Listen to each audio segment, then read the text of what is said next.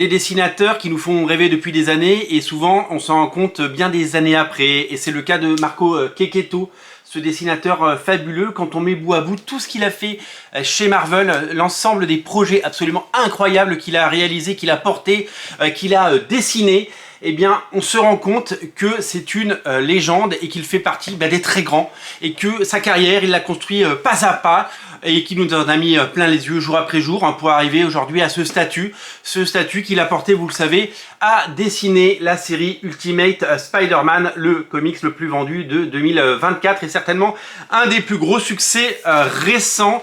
C'est absolument incroyable de voir l'ascension de ce dessinateur et de voir à quel point, avec talent, minutie, patience et travail, il a réussi à conquérir le cœur des fans. À l'occasion des 50 ans du Punisher, Panini réédite le Punisher de Greg Rucka et Marco Checchetto. Je me souviens de la sortie de ce Punisher comme si c'était hier. J'ai la chance d'avoir ce premier numéro avec cette couverture magnifique de Brian Hitch.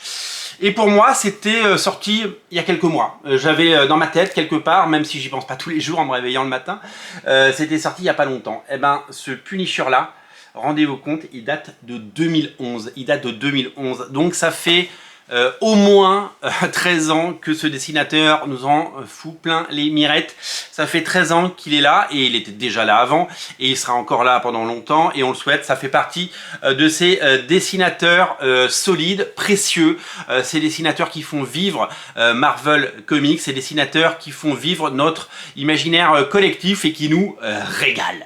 Ils nous régalent, ces dessinateurs, parce qu'ils sont hyper doués. Alors, plutôt que de vous montrer du Brian Hitch, je vais vous montrer du Marco Checchetto. C'est quand même la moindre des choses. Déjà en 2011, il avait un niveau de dessin absolument fabuleux, incroyable, une technique et un sens du storytelling. En plus, son dessin est agréable à l'œil, ce qui ne gâche rien. Beaucoup de talent, beaucoup d'énergie et l'envie de bien faire, l'envie de nous raconter de bonnes histoires et l'envie d'être associé à des projets qui restent, parce que en gros, aujourd'hui, le Punisher de Rucka et Checchetto fait partie évidemment des choses les plus marquantes qu'on ait pu lire sur le Punisher ces dernières années. Son run sur Daredevil avec Chip Zdarsky qui est sorti également en deluxe, les deux font la paire. Si vous allez en boutique ce week-end, eh bien, que vous hésitez entre l'un des deux, prenez les deux, parce que honnêtement c'est le même dessinateur avec deux scénaristes différents sur deux personnages iconiques différents. C'est un accomplissement d'aller sur Daredevil, parce que quand on va sur une série comme Daredevil, il faut savoir que on se frotte au passé de Daredevil, on se frotte évidemment aux grands noms, au Frank Miller, John Romita Jr., David Mazzucchelli, Joe Quesada, des gens comme David Mack, des gens comme Alex Maliv, des gens comme Michael Lark, des gens comme David Aja, des gens comme Chris Samney, des gens comme Paolo Rivera, enfin voilà, tous ces dessinateurs qui ont fait vivre et qui ont dessiné, qui ont eu cet honneur et qui ont rendu encore meilleur à chaque projet le personnage de Daredevil. Donc aller sur Daredevil, c'est déjà une forme d'accomplissement, et ensuite aller sur une série comme Spider-Man, qui est le héros numéro 1 chez Marvel, vous le savez, et qui est la série Ultimate Spider-Man, la série la plus importante, en tout cas de ce début d'année chez Marvel, parce que c'est une série qui fait du bien, parce qu'elle est bonne, on l'a dit, on en a beaucoup parlé de ce comics, et puis c'est une série qui véritablement, au-delà de ses qualités incroyables, montre que c'est la place des grands, puisque c'est là qu'on met le scénariste star Jonathan Hickman, et c'est là qu'on met un des dessinateurs maison les plus doués, et donc ce Marco Checchetto. Revenons un petit peu à ce Punisher.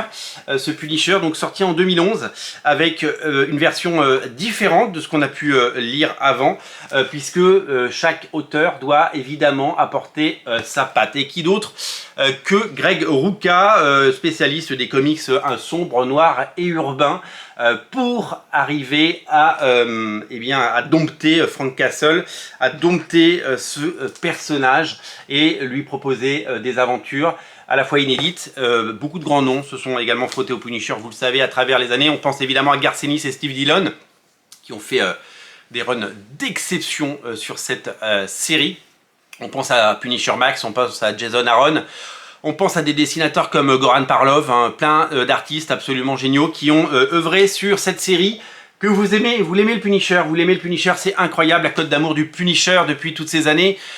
Je pense que les versions intégrales et le récit complet Marvel Échec au Caïd, dont on a parlé dans le page à page consacré au Punisher 88-89, y est pour beaucoup. C'est-à-dire que si on éduque entre guillemets le Punisher, les gens au Punisher tôt, et avec ces versions intégrales on a eu du Punisher très tôt, eh bien c'est un personnage qui reste. Après il y a eu, je vous l'ai dit, des runs complètement occultes, et puis bon, il y a eu, même s'ils sont pas toujours fabuleux, il y a quand même eu 3 films du Punisher au cinéma, il y a eu une série, donc le Punisher il a toujours été un peu là, et ce personnage, bon il est badass, il est cool, et il a sa tête de mort sur son torse, et il est sans concession, sans foi ni loi.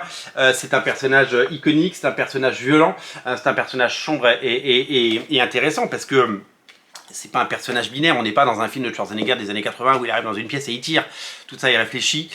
Tout ça, voilà, il en veut à la pègre, il en veut évidemment aux personnes qui ont fait du mal à sa famille, il en veut au monde entier, et c'est quelqu'un de méticuleux, c'est quelqu'un d'organisé, c'est quelqu'un qui souffre, et c'est quelqu'un qui a sa vision de la justice. Hein. C'est ça qui est intéressant chez les héros et chez les méchants, on va dire, les vilains Marvel, c'est qu'ils n'ont pas qu'une facette. C'est-à-dire qu'on peut, si on change d'angle, entre guillemets, comprendre eh bien, leur motivation. Le Punisher de Greg Rucka, j'allais dire Garcinis, le Punisher de Greg Rucka et Marco Checchetto, et c'est vraiment un bouquin à mettre entre toutes les mains si vous êtes fan du Punisher. C'est déjà sorti, hein, bien entendu, dans d'autres collections, c'est une réédition en deluxe. Et je me félicite que certains de ces titres sortent en deluxe. Je suis content quand les Daredevil de Bendis sortent en deluxe, je suis content quand les Daredevil de Brubaker sortent en deluxe, je suis content quand les Daredevil de Chip Zdarsky sortent en deluxe. J'aime bien les omnibus, hein, vous le savez, hein, je ne me cache pas, il n'y a pas d'amour honteux. On est très nombreux à aimer les omnibus, il y a beaucoup de gens qui n'aiment pas les omnibus non plus, on respecte tous les avis. En revanche, j'aime bien ce format parce qu'il est accessible et qu'on peut, sur une visite en librairie spontanée, on peut craquer sur un deluxe plus facilement que sur un omnibus. Voilà. Et puis en plus, à lire, c'est vrai que c'est beaucoup plus confortable.